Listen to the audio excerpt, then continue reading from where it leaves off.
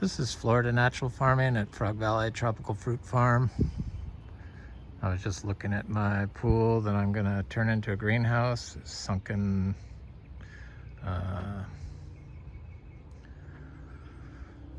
greenhouse, basically. So I can propagate anthuriums in here, so I'll have to cover it. Because I never use this pool. It's horrifying. It's like, why wouldn't I use that? But I don't. It looks pretty good out here. It's got this screen on here. You have to have screen here in Florida, in this part of Florida, because we have these horrible mosquitoes called no-see-ums that are just, I don't know, they're really bad here. And you gotta have screen in Vero Beach. So I'm gonna talk a little bit about my rare aroids, anthuriums, and philodendrons, amidrums, and monstera.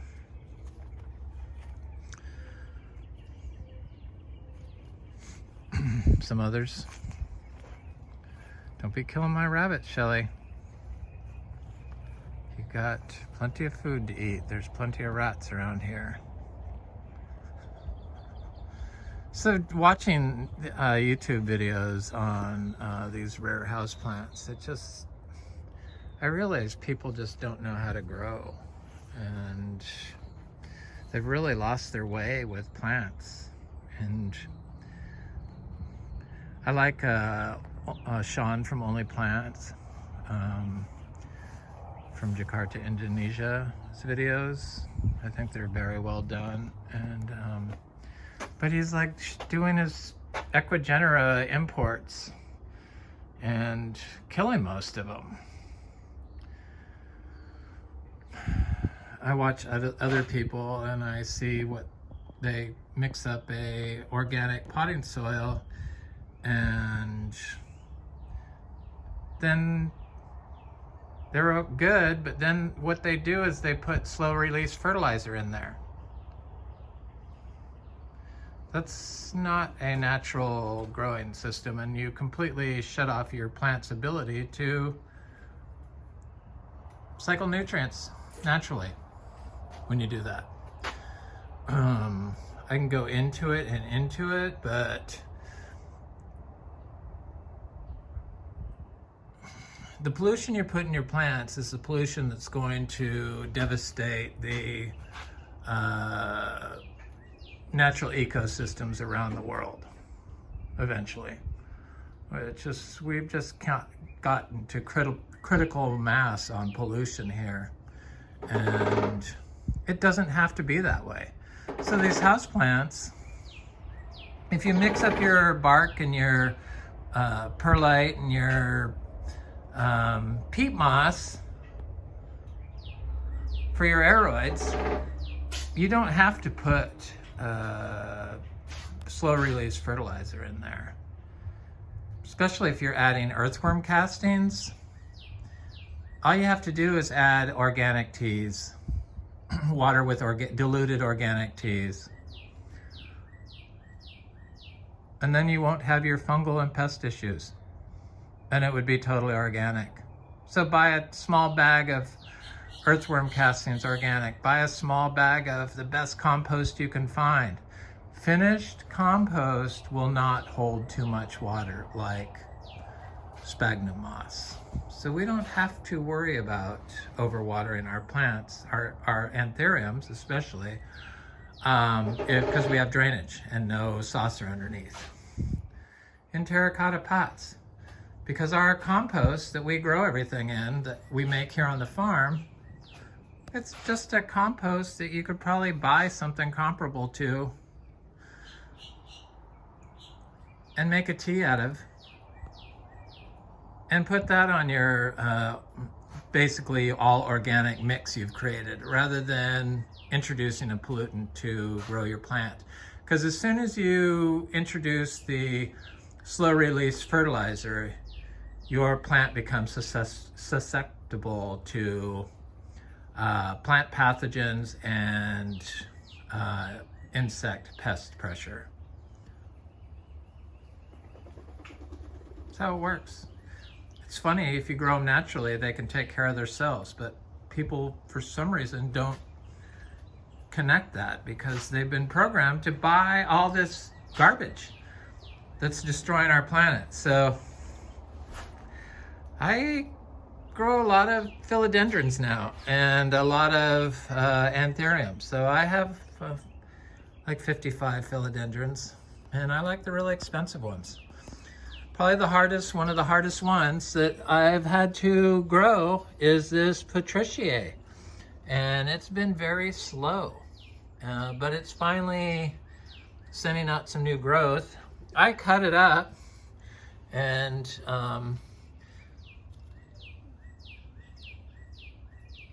started propagating it. So hopefully the first generation of organic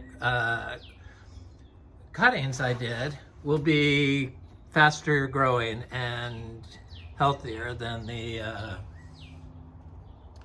Equigenera conventionally grown plant.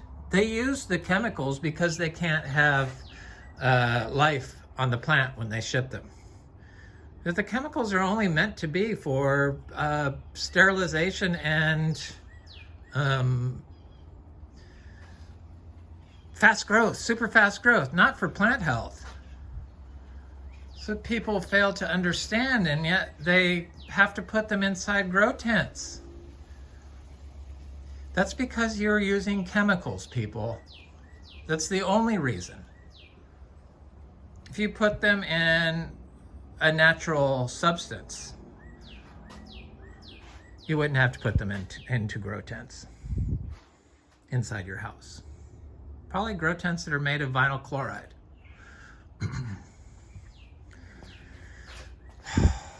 It's just all so depressing, and it's really hard to go up against the marketing that's out there. And but I know how to grow stuff. I mean, I think it's pretty obvious that I know how to grow stuff.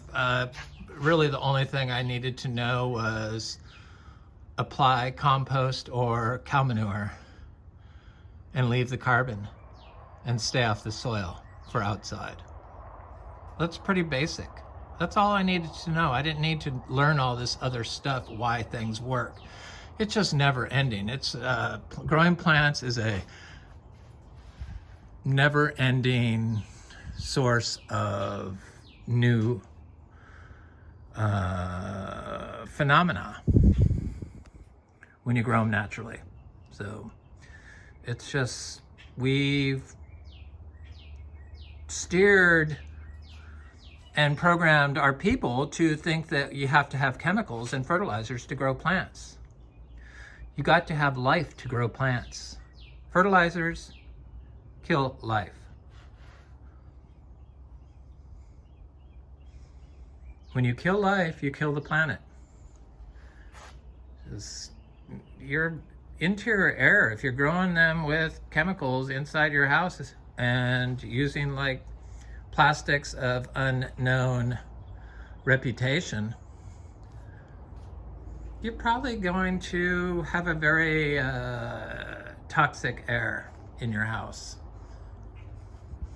And it's a shame because these plants make the air smell so good, and you don't even have to buy any of those products that they're telling you to buy. You don't, definitely if you're buying coco coir and, or not coco coir, but peat and perlite and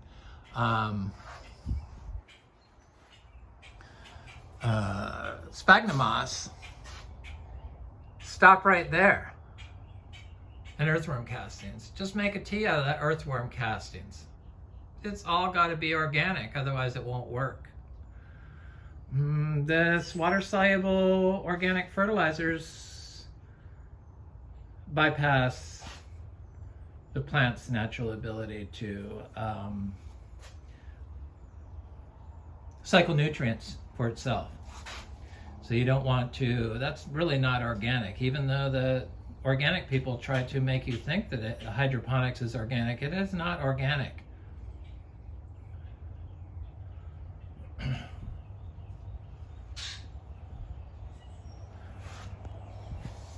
This is one of my favorite philodendrons, the Philodendron Gigantium. That's a new leaf, and it is so...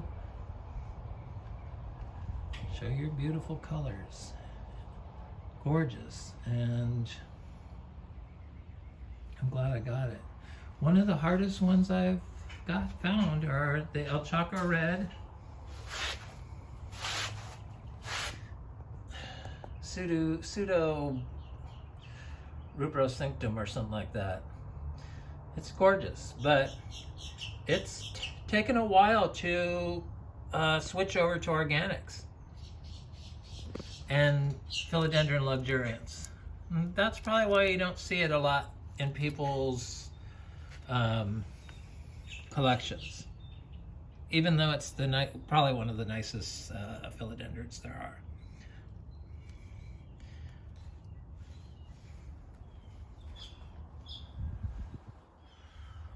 People have trouble overwatering, but we don't have to. You don't have to worry about applying too much water if you have a natural humus. So that's what our compost is. It only holds the correct amount of water. Anthurium luxurians, gorgeous. I don't know. I love Equigenera, and I believe what they are doing is incredible. They buy up land to protect, but you can buy up all the land you want, but all these pollutants go through the air, so they're in the atmosphere, the plastic's in the atmosphere, and you're not going to be safe. Nobody's going to be safe from it. Nobody wants to take responsibility. And you houseplant people that are like having these nurseries inside your house. That's not how plants were grown, are supposed to be grown.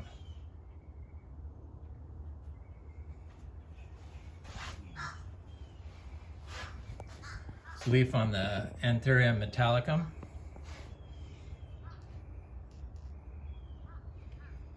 New one. Gorgeous.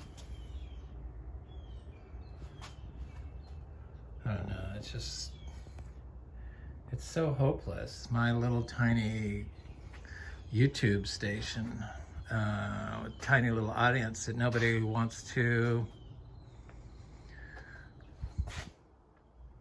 promote because it's organic and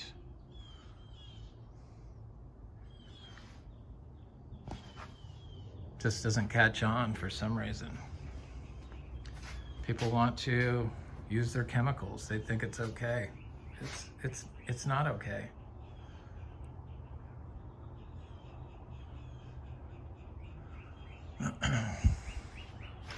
So I planted some of my cuttings outside of these rare houseplants. Because I got all these to improve our orchard floor for our rare tropical fruit trees. And so I do these cuttings, I buy the plants, and then I propagate them, and then I plant these little cuttings outside after like 4 weeks.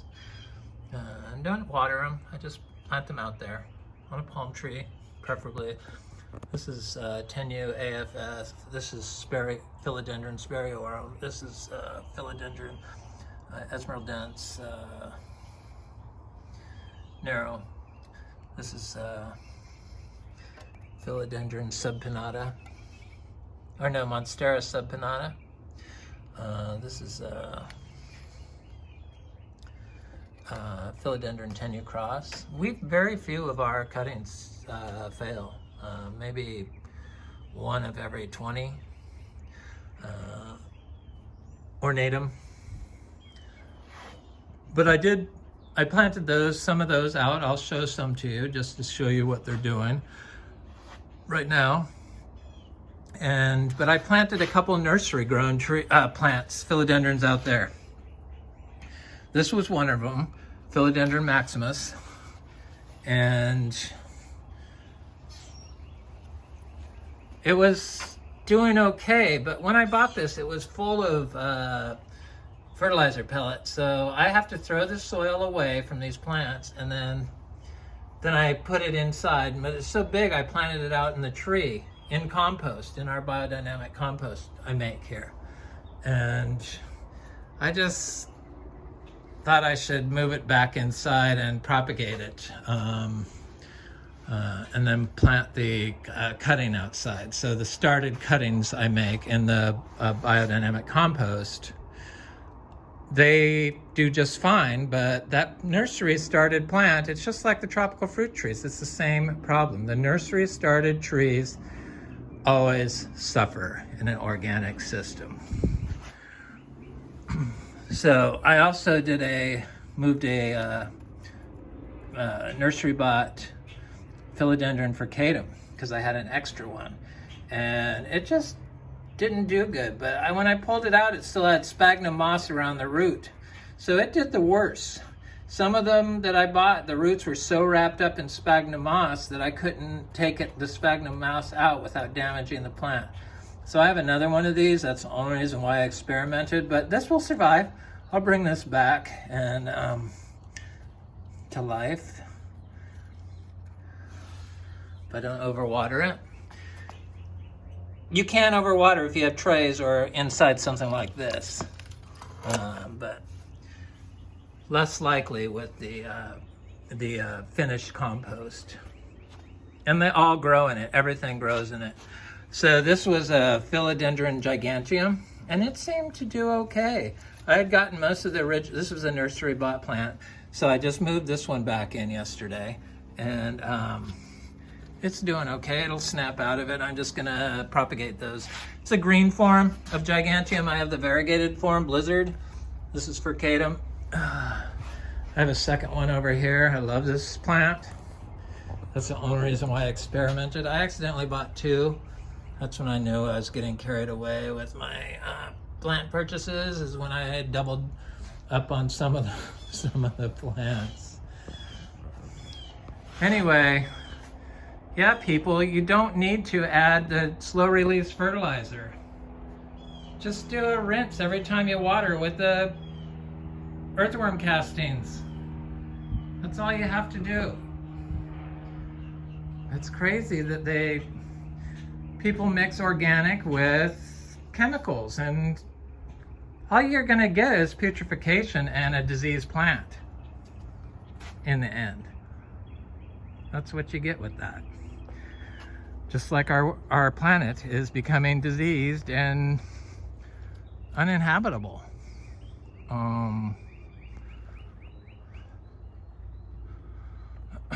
It's gonna reach a tipping point. We got, everyone wants more and more people, but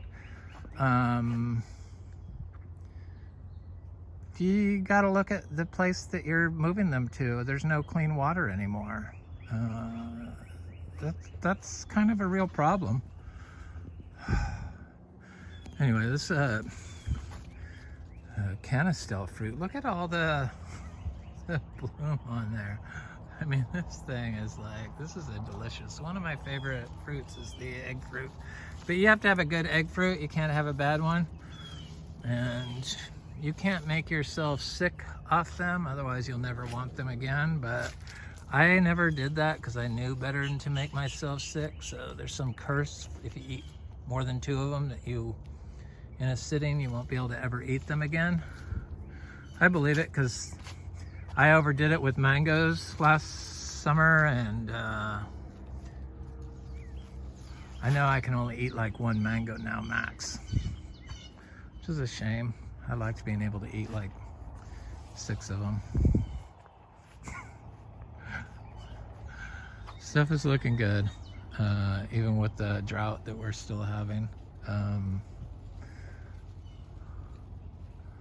This Imbe tree flowered last year, so I imagine it's going to flower this year. It looks like it's got some flowers forming on it. I'm going to go look at the cashew tree in the back because I noticed it had a lot of fruit recently, and I want to just check the size of it because it creeps up on me if I don't check it every day. But first I'm going to show those couple of those cuttings that are along the trail here, and of the Philodendron, it's not Melanochrysum, it's the really pretty one that everyone has trouble growing indoors with the red back. Verucosum, is that it? Yeah.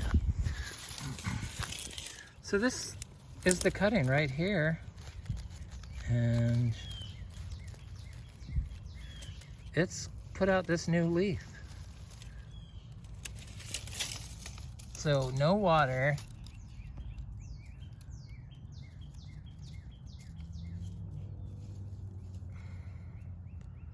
This was the original leaf from the cutting I did.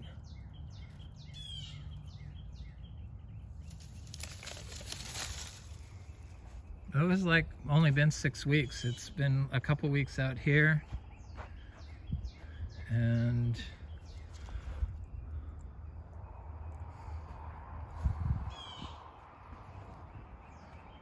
two or 3 weeks. Didn't die or start dying like those other plants. Sent out new leaf. It was just a leaf node cutting. So this is a Sharoniae, and this is a new leaf, and this is a new leaf. This is zebu turd. Now, if I had slowly released fertilizer thrown on here, you'd have to water it. That's the difference between organic, natural farming and chemical farming. And you don't have to do it here in Florida. I mean, look at these orchids. They tell you have to fertilize these all the time. No, you don't. It's complete and utter stupidity. This is a Vanda orchid. I mean, give me a break, chemical companies. You need to like back off.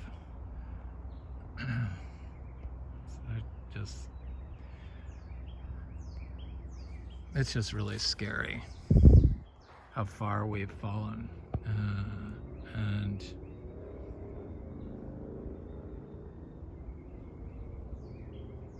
everyone expects everyone else to do something about it, but it's each of us combined that are destroying the earth. I'm just as guilty. I drive around in my big SUV, so I understand. I'm just trying to help the plant people, because this little blood orange seedling, this is a gift, a bare root, seed started about that big, that I planted out here.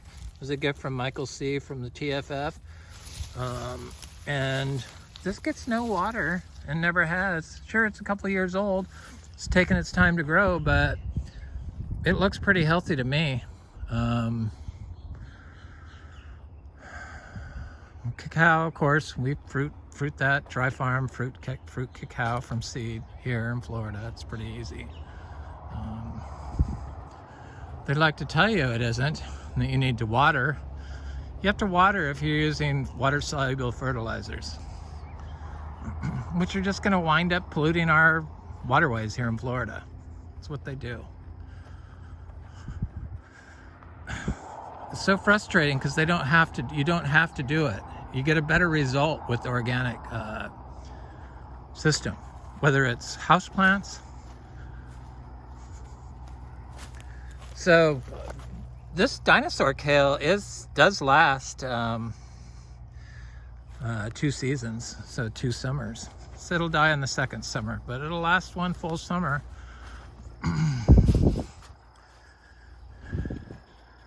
Okay, did I miss all the fruit on this tree? No, there's still some green fruit I see. Some little green fruits, and I see there's some ripe ones.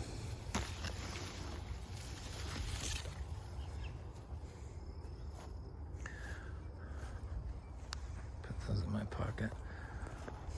It's the Garcinia gardneriana.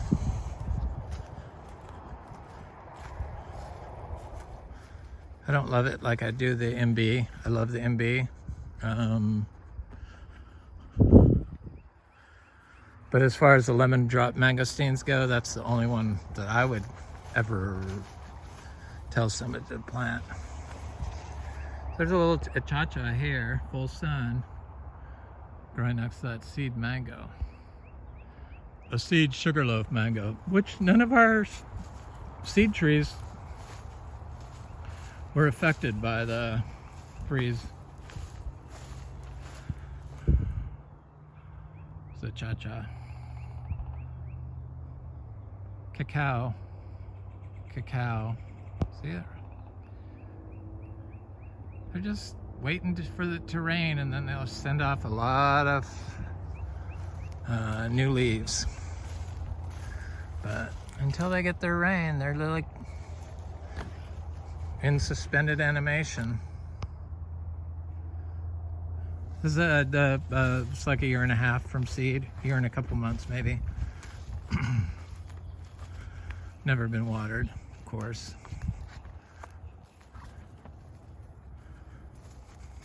You can push plants by watering them and fertilizing them, but that's when you get disease. And that's when your plant can't survive without you.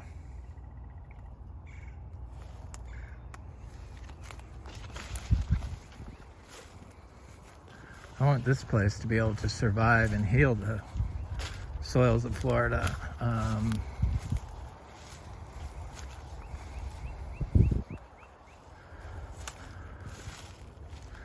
So I'm sure a little bag of soil from here. If you made a tea out of like a teaspoon of it, and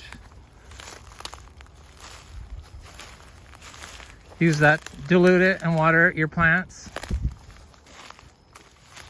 your house plants, would be all you would need.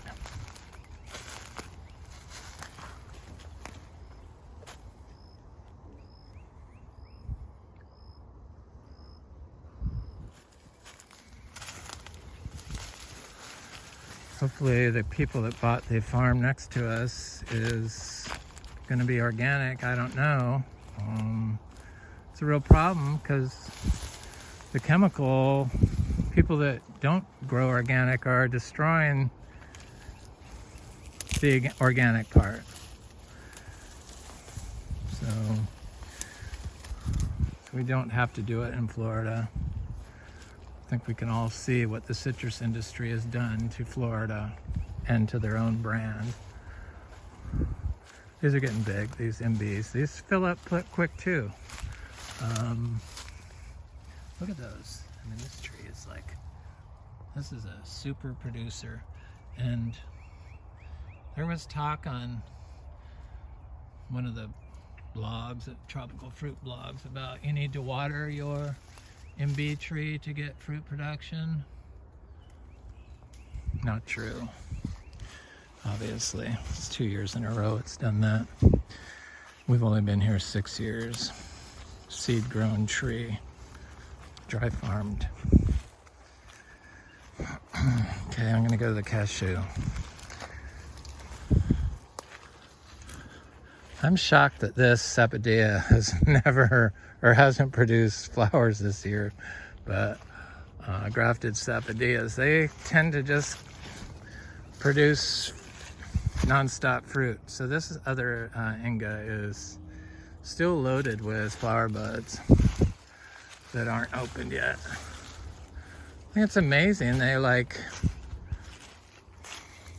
can just sit with all these flower buds and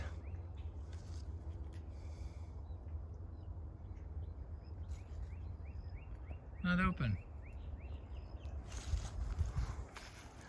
So a little seed grown sugar apple tree. This is its 3rd year from one of our fruit. It gets fruit. It got fruit last year. It'll get fruit this year. It's just wanting some water. This is a male Imbe tree, of course.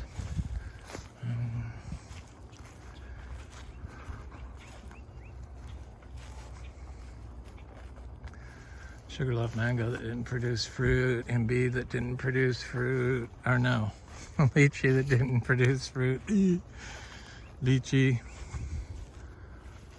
We have lychees just now flowering though. It looks like that might be what this is trying to do. But, is it? Certainly looks that way to me. But we've had lychees bloom in June before. The weather's very, very weird. It's cold here. Well, cold to me is 75, but I mean, it was like 68 last night or 65. It was cold. It's never done that this time of year before for me here. Okay, so here's a cashew. Oh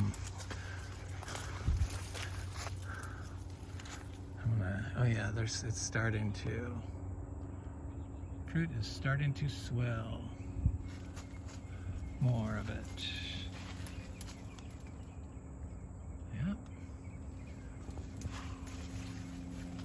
This thing, once it starts producing fruit, it just never stops. Seems okay without the water. Obviously it's got a long taproot. There's some bigger fruits on here.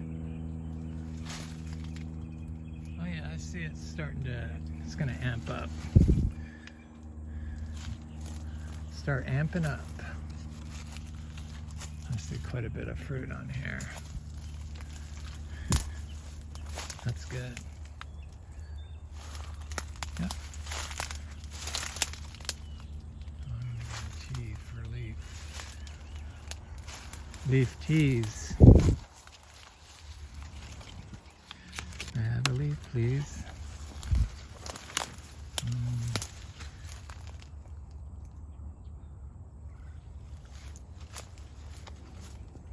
Cashew fruit is makes such delicious juice. I think that added to my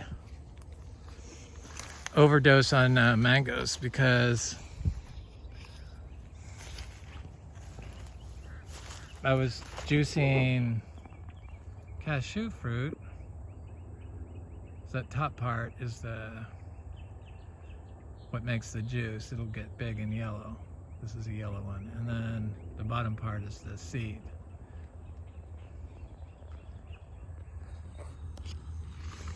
And then eating mangoes on top of it.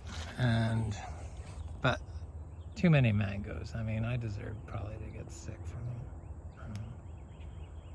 Of course you can make yourself sick if you eat too much of anything.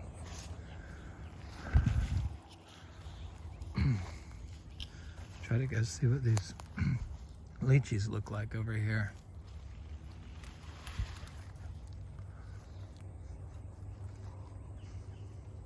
It's almost like California. It's so cool. I mean, it's no humidity.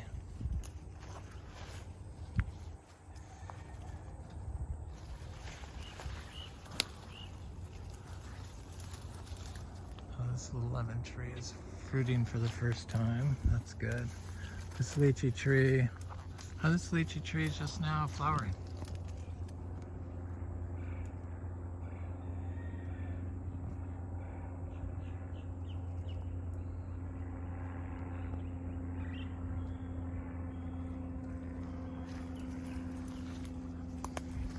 Very bizarre to have lychee fruit and trees flowering at the same time.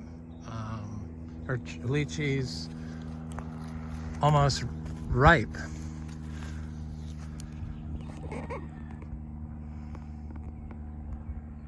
Not a big crop on that one, but that looks a little bit better. But the birds get them when they turn red, so that's kind of the problem. But eventually the trees will be so big, there won't be too much fruit for everyone. So we got about 34 lychee trees, dry farmed, which is a challenge for nursery grown trees. I have not started any lychee fruit. from seed, but I will. Lychees and cashews. Little crop of lychees.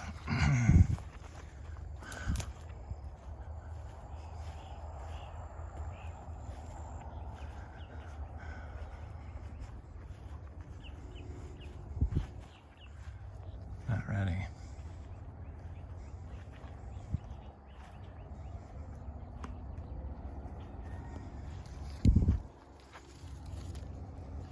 Mangoes, most of our mangoes are like this size, so tiny little mangoes still. People want mangoes, but I might as well walk back there, look at the mangoes while I'm at it.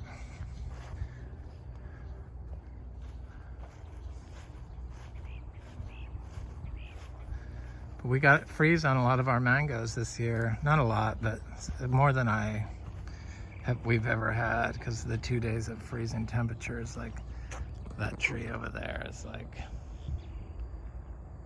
obviously one that got it. These trees are mostly 2 years old, from 3 gallons. Some of them were quite big. This one's 3 years old, this tree, or 3 or 4. There's no fruit on it. It didn't get hit. I don't think there's any fruit on any of these trees, but those trees up there, they got hit. You can see the dead. They're all buttercream trees, and then over here there's all couple cotton candy, but mostly all sweet tarts. So sweet tart, and then that one got it, that one got it, that one got it. It's very depressing. But most of them are fine, and they're not fruiting, so they're gonna grow good. And a lot of it has new growth on. There's a big old Ademoya tree there that we got fell over during a hurricane. But now it's growing up from where it fell. It's where I get most of my, or where I've gotten all my seeds from, the Priestley Ademoya, which has been my favorite Ademoya. Lisa it just doesn't produce enough fruit. And Geffner is great, but the flavor's not as good. But I like Geffner. It's a good producer. Okay, these are all fruit punch mangoes. Fruit punch. They still haven't even shot out any new growth. 2 years. 2 years. So our little seed mangoes are coming up. They're just fine. I imagine they will overtake these grafted trees one day. These look okay. No fruit on these, but they're 2-year-old trees from 3 gallons, and they're big, and they're dry farmed. So, I mean, 7 feet tall easily. These Valkyries are a little smaller, probably 6.5 feet, but there's no fruit. But they got hit hard by the freeze. You can see the damage still on it, and that one froze. No fruit on these, but I forgot to check. There's a Valkyrie tree by that cashew tree. I forgot to check for fruit. That is the problem with having trees everywhere, is sometimes you forget to check them.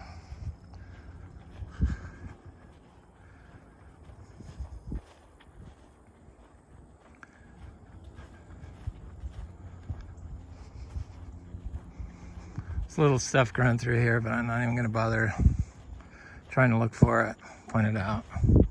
So these are cotton candy mangoes, and there's only one tree that has fruit on it, and it's that big one back there. It's got These are 2-year-old from 3 gallons. This one froze. That one froze. And they all got hit pretty hard, but I see that one behind the big one froze.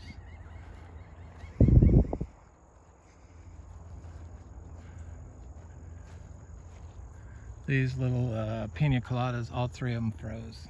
I mean, they were tiny little trees. It was hard freeze. 31 degrees, several hours. I don't want to see it again. But most of our trees are getting bigger finally, so you don't have to worry about it as much. It's not like a little bit inland, but we were a little bit further inland, like Fellsmere. Yeah, we'd probably have to freak out a little bit more, but fortunately we're close in Vero Beach. Some flower buds on this cherry tree. There's some fruit on this cherry, and that's a cog shell that I talked smack about it, and then all the fruit. Something got all the fruit. There's a cherry tree, cherry tree, cherry tree. I don't even know if there's fruit on it. I'm sure there is. There was. Not a lot. There's not a lot of fruit this year, people. This Lancettia tree is covered in fruit, but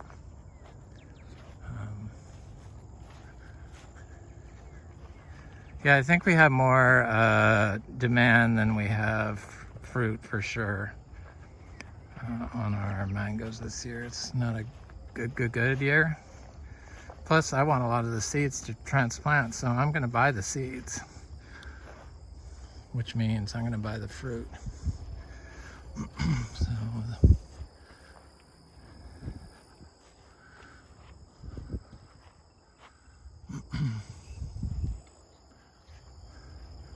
yep. Anyway, this is Frog Valley Tropical Fruit Farm, Florida Natural Farming. Hope you have a good day.